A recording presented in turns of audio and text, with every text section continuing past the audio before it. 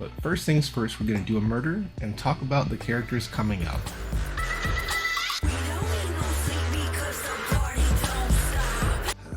We're going to start with the newest character, Shanha. She's a cryo support, which means she's going to be a best friend for your Eula if you pulled Eula. She's going to be a best friend for your Ayaka if you're an Ayaka main. She's also a good friend to Raiden Shogun because what she does is in her burst, she increases your cryo damage, which is more for Eula and Ganyu and Ayaka. But additionally, what she can do is she shreds physical and cryo resistances, allowing your Chi-Chi, your Ayaka, your whatever cryo character, your Aloy, for Christ's sake, if you're one of those people, to do more cryo damage. And honestly, that's not a bad deal. So if you main a freeze team, like if you're a Mona main, if you're an Ayaka main, she's actually a decent pull. So overall, I'm going to give her an A rank in value. Now, she's not an S rank because she's kind of similar to a character you probably already have, and that's Rosario.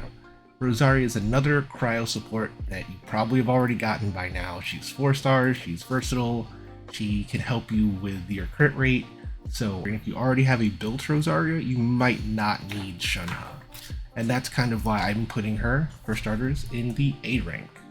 Shanha is going to be an A rank on this little listing because she's too similar to Rosario for me to give her an S rank. There's other characters that do something similar enough that I don't feel comfortable being like, oh yeah, for sure. Use your pity, use your primo gems, go for her. That is Shanha. She is our first character we're going over, and she's an A rank. Now, while we are on cryo, let us talk about Ganyu. This is going to be our first S rank. There may be more than one, we'll see. But Ganyu is going to be our first S rank. You should pull her. She is so good for your account that it would be insane of me to not recommend. She's going to be on the second set of banners. Ooh, but back to Ganyu. She's an incredible DPS. She has some of the highest scaling in the game. She has some of the best, most consistent AoE damage. Her drawbacks are the fact that she's a bow user that uses charged attacks. So if you do not use like using charged attacks, or if you don't like bow users, you're not gonna want to pull for Ganyu. And that's the only reason I would say to not pull for Ganyu. Because she can be used as a burst support, as in you just bring her on the field to drop her huge elemental burst and it just rains cryo damage down for you. Or you can use her as a main DPS and have her just cranking out those insanely powerful 60,000 damage charge shots. Her constellations are pretty solid, but the best thing about Ganyu is you need 0 constellations for her to do what she needs to do. Like, it's even better than Hu Tao, who needs C1 to be fully viable. So she is just so insanely good.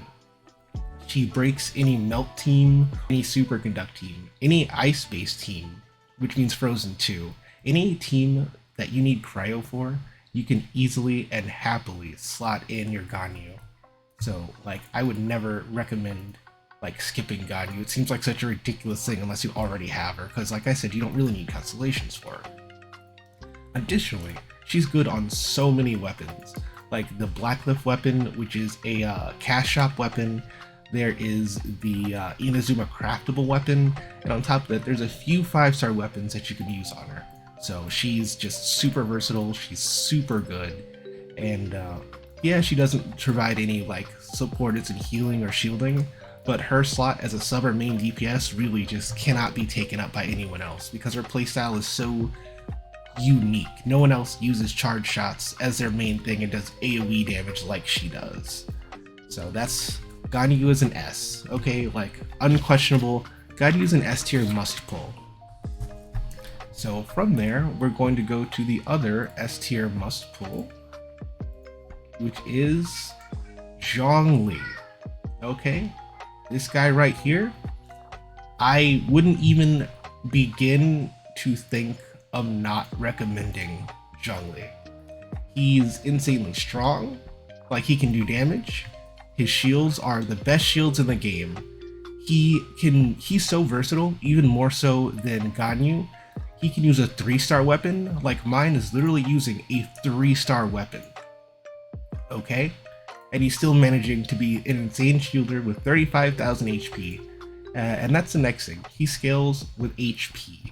So any of those artifacts that would normally be like, oh, I don't need these, I don't need any HP artifacts. Those artifacts are no longer wasted. Those are now really good Zhongli artifacts. Oh, well, you know, I'm not gonna say no. Not to all this.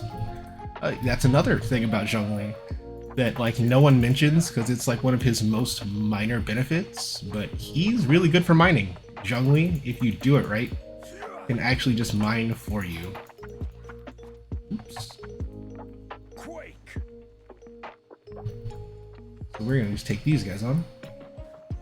And that shield right there, we're just gonna actually take a second to appreciate Zhongli's shields. We're not gonna do anything. And while we're talking about Zhongli, we're just gonna talk about how awesome these shields are. Now Zhongli is a character that needs 0 constellations. He gets better with them, yes, but he needs 0 constellations. On top of that, that shield timed out. I don't think it was broken. Hey, he's the best shielder in game, bar none. The only thing that takes him out is corrosion, really. Like, I'm not dodging.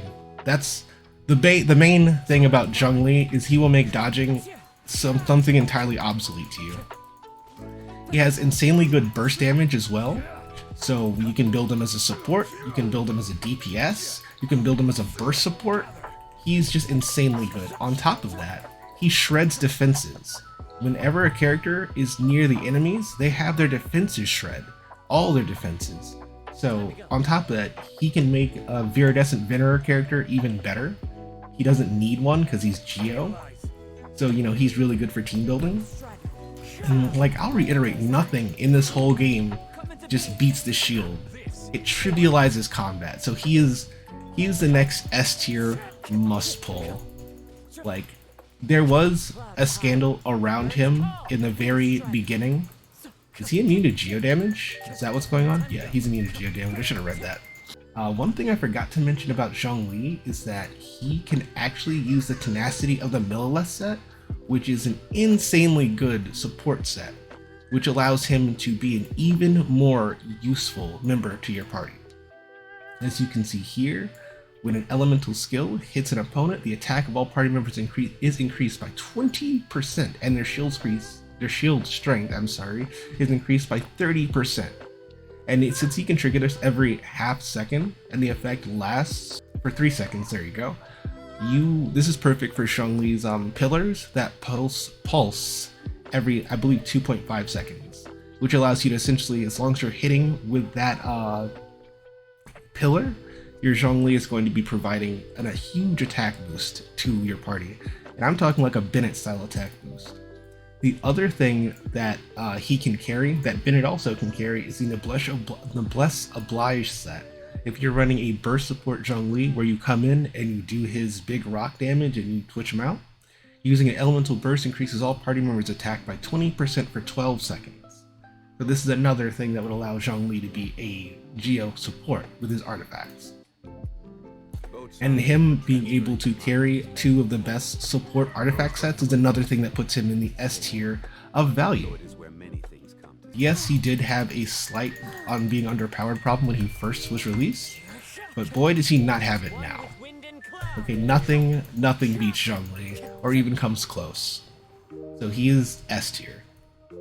Our next character that we want to talk about is our last character we're going to talk about. I did not save the best for last, but it is Zhao. Zhao is the last character that's going to be released in 2.4.